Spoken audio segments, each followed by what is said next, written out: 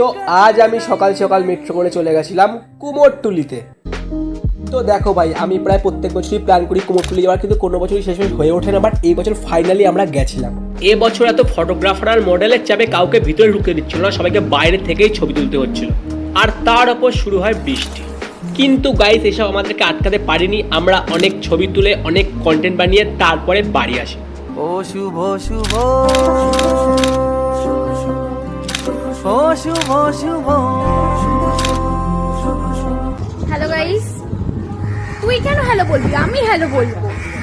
Hello guys, আজকে আমরা এসেছি কুমোরটুলিতে। অনেক বাকচুরি করেছি, অনেক ছবি তুলেছি, অনেক দুর্গা দেখেছি, জ্যান্ত দুর্গা। স্বর্গ থেকে নেমে এসছে, স্বর্গ থেকে না, ওটাকে কি বলে, যমরাজ কোথায় থাকে, নরক থেকে উঠে এসছে। আর আমাদের ভিডিও বানাতে হেল্প করেছে কে? এদিকে আয়, এই আয় আয় আয়। আমাদের ফটোগ্রাফার আয়, আয়। ভিডিওগ্রাফার।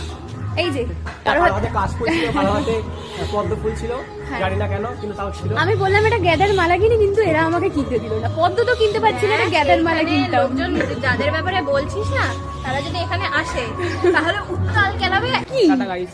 শুভ শুভ